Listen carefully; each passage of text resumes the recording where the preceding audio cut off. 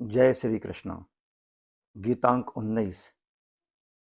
श्रीमद् भागवत गीता, दूसरा अध्याय, श्लोक 2.1 से 2.3 तक। अर्जुन की अनिश्चित मनः स्थिति। प्रस्तुति योगियांश रमेश चंद्र भार्गव। प्रिय धर्म प्रेमियों, आइए अब हम श्रीमद् भागवत गीता के दूसरे अध्याय में प्रवेश करते हैं।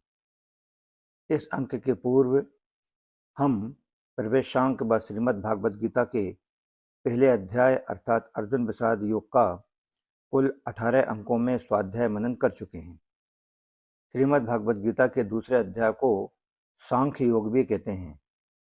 इस अध्याय में कुल 72 श्लोक हैं, जिनमें 63 श्लोक श्री कृष्ण के, 6 श्लोक अर्जुन के और 3 श्लोक संजय के हैं। गीतांक 19 के अंतर्गत हम दूसरे अध्याय के श्लोक 2.1 से 2.3 तक 3 श्लोकों का स्वाध्याय मनन करेंगे। श्लोक 2.1। संजय उवाच तम तथा कृपयाविष्टम अश्रुपूर्णा कुलेक्षणम विसिद्धन्तमिदं वाक्यमुवाच मधुसूदनः। स्वाध्याय मनन 5 बिंदुओं में। Point number 1। तम तथा कृपयाविष्टम। अर्जुन रथ में सारथी रूप से बैठे हुए भगवान श्री कृष्ण को यह आज्ञा देता है कि हे अच्युत, मेरे रथ को दोनों सेनाओं के बीच में खड़ा कीजिए, जिससे मैं यह देख लूं कि इस युद्ध में मेरे साथ 2 हाथ करने वाले कौन हैं, अर्थात मेरे जैसे सूरवीर के साथ कौन कौन से योद्धा साहस करके लड़ने आए हैं। अपनी मौत सामने दिखते हुए भी मेरे साथ लड़ने की उनकी हिम्मत कैसे हुई। इस प्रकार जिस अर्जुन में युद्ध के लिए इतना उत्साह था, वीरता थी, वही अर्जुन दोनों सेनाओं में अपने कुटुंबियों को देखकर उनके मरने की आशंका से मोहग्रस्त होकर इतना शोकाकुल हो गया है कि उसका शरीर शिथिल हो रहा है, मुख सूख रहा है, शरीर में कपकपी आ रही है, रोंगटे खड़े हो रहे हैं, हाथ से धनुष गिर रहा है, त्वचा जल रही है, खड़े रहने की भी शक्ति नहीं रही है और मन भी भ्रमित हो रहा है। अर्थात कहाँ तो अर्जुन का यह स्वभाव कि न दैन्यम न पलायनम, और कहाँ अर्जुन का कायरता के दोष से शोकाविष्ट होकर रथ के मध्य भाग में बैठ जाना। बड़े आश्चर्य के साथ संजय यही भाव उपर्युक्त पदों से प्रकट कर रहे हैं। Point number 2। अश्रुपूर्णा कुलेक्षणम। अर्जुन जैसे महान सूरवीर के भीतर भी कौटुंबिक मोह छा गया और नेत्रों में आंसू भर गए, और आंसू भी इतने ज्यादा कि वह नेत्रों से पूरी तरह देख भी नहीं सकता। Point number 3। विषिदन्तमिदं वाक्यमुवाच मधुसूदनः। इस प्रकार कायरता के कारण विषाद करते हुए अर्जुन से भगवान मधुसूदन ने जो वचन कहे, उसे हम श्लोक 2.2 और 2.3 में जानेंगे। Point number 4। यहाँ विषिदंत उवाच कहने से ही काम चल सकता था, इदम वाक्यम कहने की जरूरत ही नहीं थी, क्योंकि उवाच क्रिया के अंतर्गत ही वाक्यम पद आ जाता है। फिर भी संजय द्वारा वाक्यम पद कहने का तात्पर्य है कि भगवान का यह वचन, यह वाणी बड़ी विलक्षण है, क्योंकि अर्जुन में धर्म का बाना पहनकर कर्तव्य त्याग रूपी जो बुराई आ गई थी, उस बुराई पर भगवान की विसिदंत मिदम वाक्य मुवाच नामक यह भगवत वाणी सीधा आघात पहुंचाने वाली है। अर्जुन का युद्ध से विरत होने का जो निर्णय था, यह भगवत वाणी उसमें खलबली मचा देने वाली है। अर्जुन को अपने दोष का ज्ञान कराकर अपने कल्याण की जिज्ञासा जागृत करा देने वाली है। इस गंभीर अर्थ वाली वाणी के प्रभाव से ही अर्जुन भगवान का शिष्यत्व ग्रहण करके उनके शरण हो जाता है। Point number 5। संजय के द्वारा मधुसूदनः पद कहने का तात्पर्य है कि भगवान श्री कृष्ण मधु नामक दैत्य को मारने वाले, अर्थात दुष्ट स्वभाव वालों का संहार करने वाले हैं। इसलिए वे निश्चित रूप से दुष्ट स्वभाव वाले दुर्योधन आदि का नाश करवाए बिना नहीं रहेंगे। श्लोक 2.2। कुत अस्तवा कस्मल मिदम विस्मय समूह उपस्थितम। अनार्यजुष्टम अस्वैरज्ञम अकीर्तिकरम अर्जुन। स्वाध्याय मनन 9 बिंदुओं में। Point number 1, Arjun. भगवान श्री कृष्ण अर्जुन संबोधन द्वारा अर्जुन से कहना चाहते हैं कि तुम स्वच्छ निर्मल अंतःकरण वाले हो, अतः कालुष्य और कायरता का तुम्हारे स्वभाव में आना तो पूर्णतः विरुद्ध बात है। फिर ये तुम्हारे अंदर कैसे आ गई?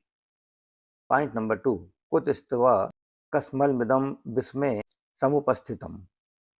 भगवान आश्चर्य प्रकट करते हुए अर्जुन से कहते हैं कि ऐसे युद्ध के मौके पर तो तुम्हारे अंदर सूरवीरता और उत्साह आना चाहिए था, पर इस बेमौके पर तुम्हारे अंदर यह कायरता कहाँ से आ गई? किसी भी बात के लिए आश्चर्य दो तरह से होता है, एक अपने न जानने के कारण और दूसरा किसी को चेताने के लिए। यहाँ भगवान का आश्चर्य केवल अर्जुन को चेताने के लिए ही है, जिससे अर्जुन का ध्यान अपने कर्तव्य पर चला जाए। पॉइंट नंबर 3, इसी प्रकार भगवान का अर्जुन से कुतः कहने का तात्पर्य है कि हे अर्जुन, यह कायरता रूपी दोष तुम्हारे मूल स्वभाव में नहीं है, यह मात्र आगंतुक दोष है, जो कि स्थायी रूप से ज़्यादा समय रहने वाला नहीं है। पॉइंट नंबर 4, भगवान का अर्जुन से समुपस्थितम कहने का तात्पर्य है कि यह कायरता केवल तुम्हारे भावों में और वचनों में ही नहीं आई है, बल्कि तुम्हारी क्रियाओं में भी आ गई है। यह तुम्हारे ऊपर बुरी तरह से छा गई है, जिस कारण से तुम धनुष बाण छोड़कर रथ के मध्य भाग में बैठ गए हो। Point number 5, अनार्यजुष्टम। समझदार श्रेष्ठ मनुष्यों में जो भाव पैदा होते हैं वे अपने कल्याण के उद्देश्य को लेकर ही होते हैं। इसलिए श्लोक के उत्तरार्ध में भगवान सबसे पहले उपर्युक्त पद देकर कहते हैं कि तुम्हारे अंदर जो कायरता आई है, उस कायरता को श्रेष्ठ पुरुष स्वीकार नहीं करते, कारण कि तुम्हारी इस कायरता में अपने कल्याण की बात बिल्कुल नहीं है। कल्याण चाहने वाले श्रेष्ठ मनुष्य प्रवृत्ति और निवृत्ति दोनों में अपने कल्याण का ही उद्देश्य रखते हैं। उनमें अपने कर्तव्य के प्रति कायरता उत्पन्न नहीं होती। परिस्थिति के अनुसार उनको जो कर्तव्य प्राप्त हो जाता है, उसको वे कल्याण प्राप्ति के उद्देश्य से उत्साह और तत्परता पूर्वक सांगोपांग करते हैं। वे तुम्हारे जैसे कायर होकर युद्ध से या अन्य किसी कर्तव्य कर्म से उपरत नहीं होते। अतः हे अर्जुन, युद्ध रूप में प्राप्त कर्तव्य कर्म से इस प्रकार उपरत होना तुम्हारे लिए कल्याणकारक नहीं है। Point number 6, अस्वैरज्ञम। भगवान अर्जुन से आगे कहते हैं, कल्याण की बात सामने न रखकर अगर सांसारिक दृष्टि से भी देखा जाए तो संसार में स्वर्गलोक ऊंचा है, परंतु तुम्हारी यह कायरता स्वर्गों को देने वाली भी नहीं है, अर्थात कायरता पूर्वक युद्ध से निवृत्त होने का फल स्वर्ग की प्राप्ति भी नहीं हो सकता। Point number 7, अकीर्तिकरम। अगर किसी मनुष्य का स्वर्ग प्राप्ति का लक्ष्य ना भी हो तो भी अच्छा माने जाने वाला पुरुष वह काम करता है जिससे उसकी संसार में कीर्ति हो, परंतु तुम्हारी यह जो कायरता है, यह इस लोक में भी तुम्हें कीर्ति यश देने वाली नहीं है, प्रत्युत अपकीर्ति अपयश देने वाली है। अतः तुम्हारे अंदर कायरता का आना हर दृष्टि से अनुचित है। पॉइंट नंबर 8, भगवान ने यहाँ अनार्यजुष्टम, अस्वरज्ञम और अकीर्तिकरम क्रमशः इन 3 पदों को देकर मनुष्यों की 3 प्रकार की श्रेणी को बताया है। एक, वे जो केवल अपना कल्याण चाहते हैं, ऐसे लोग विचारशील मनुष्य कहलाते हैं। उनका उद्देश्य केवल कल्याण का ही होता है। दूसरे, वे जो शुभ कर्मों के द्वारा स्वर्ग की प्राप्ति चाहते हैं, ऐसे लोग पुण्यात्मा कहलाते हैं। ये लोग स्वर्ग को श्रेष्ठ मानकर उसकी प्राप्ति का ही उद्देश्य रखते हैं। और तीसरे, साधारण मनुष्य होते हैं जो संसार को प्रमुखता देते हैं। ऐसे लोग संसार में अपनी कीर्ति चाहते हैं और उस कीर्ति को ही अपना ध्येय मानते हैं। पॉइंट नंबर 9, उपर्युक्त तीनों पद देकर भगवान अर्जुन को सावधान करते हैं कि तुम्हारा युद्ध न करने का यह जो निश्चय है, यह विचारशील और पुण्यात्मा मनुष्यों के ध्येय अर्थात कल्याण और स्वर्ग को प्राप्त कराने वाला भी नहीं है, तथा साधारण मनुष्यों के ध्येय अर्थात कीर्ति को प्राप्त कराने वाला भी नहीं है। अतः मोह के कारण तुम्हारा युद्ध न करने का निश्चय बहुत ही तुच्छ है। युद्ध न करने का तुम्हारा यह निर्णय निश्चय ही तुम्हारा पतन करने वाला, तुम्हें नरकों में ले जाने वाला और तुम्हारी अपकीर्ति करने वाला सिद्ध होगा। श्लोक 2.3 क्लेब्यम म इसम गमः नैतत्त्वयुपपद्यते क्षुद्रम हृदय दौर्बल्यम त्यक्त वो उत्थिष्ट परंतप। स्वाध्याय मनन 7 बिंदुओं में। Point number 1, Parth. माता प्रथा यानी कुंती माता के युद्ध करने के संदेश की याद दिलाकर अर्जुन के अंतःकरण में क्षत्रियोचित वीरता का भाव जागृत करने के लिए भगवान द्वारा अर्जुन को पार्थ नाम से संबोधित करने से उनका तात्पर्य है कि हे अर्जुन, अपने भीतर कायरता को लाकर तुम्हें माता की आज्ञा का उल्लंघन नहीं करना चाहिए। पॉइंट नंबर 2, क्लेब्यम म इसम गमः। दरअसल अर्जुन कायरता के कारण युद्ध करने में अधर्म और युद्ध न करने में धर्म मान रहे थे। अतः अर्जुन को चेताने के लिए भगवान कहते हैं कि युद्ध न करना धर्म की बात नहीं है, यह तो नपुंसकता है, इसलिए तुम इस नपुंसकता को छोड़ दो। पॉइंट नंबर 3, नैतत्त्वयुपपद्यते अर्थात भगवान अर्जुन से कहते हैं कि तुम्हारे भीतर यह नपुंसकता नहीं आना चाहिए थी, क्योंकि तुम कुंती जैसे वीर क्षत्राणी माता के पुत्र हो और तुम स्वयं भी महासूरवीर हो। तात्पर्य यह है कि जन्म और प्रकृति इन दोनों ही दृष्टियों से तुम्हारे भीतर आई यह नपुंसकता सर्वथा अनुचित है। पॉइंट नंबर 4, परंतप अर्थात तुम स्वयं शत्रुओं को तपाने वाले, भगाने वाले हो, तो क्या तुम इस प्रकार युद्ध से विमुख होकर अपने शत्रुओं को हर्षित करोगे? पॉइंट नंबर 5, क्षुद्रम हृदय दौर्बल्यम त्यक्त वो उत्थिष्ट। यहाँ क्षुद्रम पद के 2 अर्थ हैं।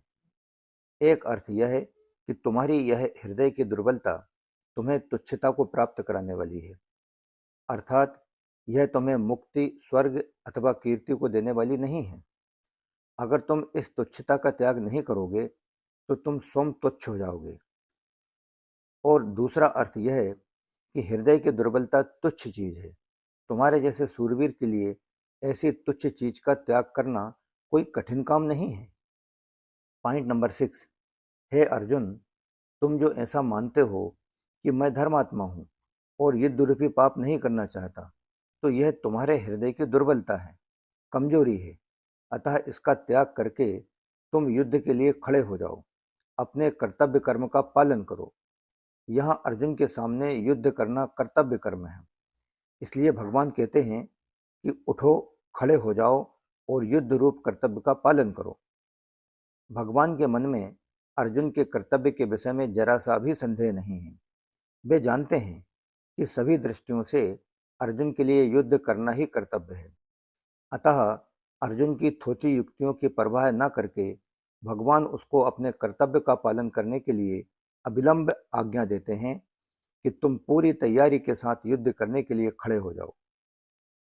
पॉइंट नंबर 7, पहले अध्याय में अर्जुन ने युद्ध न करने के विषय में भगवान को बहुतेरी दलीलें दी थी, लेकिन उन तमाम दलीलों को सिरे से खारिज करते हुए भगवान ने अर्जुन को उसके कायरता रूप दोष के लिए एकाएक बहुत जोर से फटकारा और युद्ध के लिए खड़े हो जाने की आज्ञा दे दी।